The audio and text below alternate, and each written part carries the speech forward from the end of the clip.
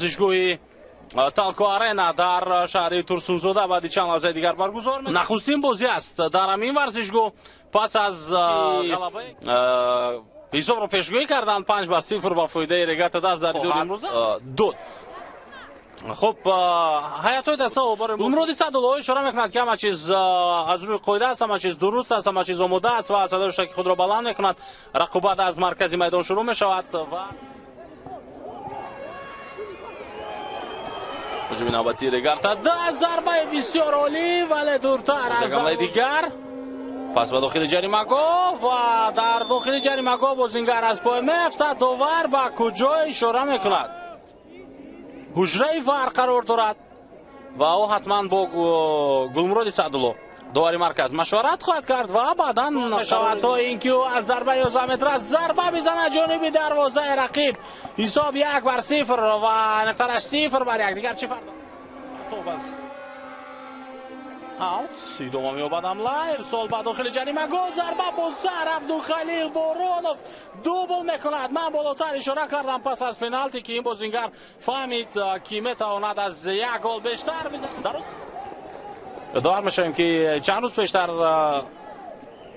دسته رگارتا دست در فینال جام تاجیکستان نشون میدیم بر مقابل رقیبشون. شرف صالح ورسال و داخل جریمه گاه نوبتی در اجرای بازیگران کلوب مرکزی ورزشی ارتش اسیدین سفر فرسال بلند و در نیمه دوم کار فعالیت این متخصص ادامه دارد. هجوم نوبتی جنوب شریفوف پس زمینی در اجرای او و سفرف حالا از کنار میتواند توپ را ارسال کند. بازیگزاری نوبتی بازیگران کلوب مرکزی ورزش ارتش فرصت برای زدن ضربه و چگونه برمیگرداند، چگونه توپ را برمیگرداند در این حالت باشد. در این حالت فیروز بابیف اجرا خواهد کرد پرتابی از کنج میدان و توپ در دروازه کلوب مرکزی ورزش ارتش در دقیقه 85 دیدو. صحنه تکرار رو میبینیم.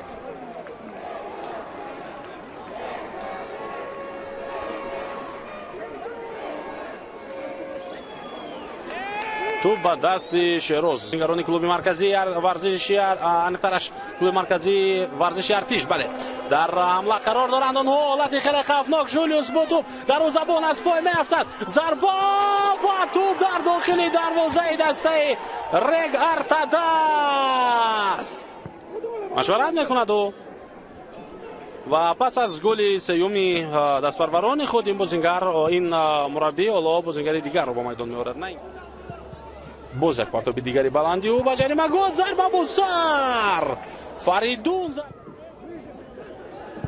یک امکانیت دیگر برای بازیگران رگارتا دست و در دقیقه 97 جونسون ضربه میزند. صحنه تکرار را ببینید. توپ دوم در میدان بود. بازیگر از هجوم نوبتی کلوب مرکزی ورزش ارتش باز یک ضربه دیگر این حالت را دفاعگر رگارتا دست برطرف میکند. آزاد پنجیف پس او با جونسون ضربه جانبی دروازه رگارتا دست و با همین صدایش که داوری مرکز گلمرود سعدالله بلند میشود. بازی کلوب مرکزی ورزش ارتش با جای سیوم برای رگارتا دست باشد در جای ششم.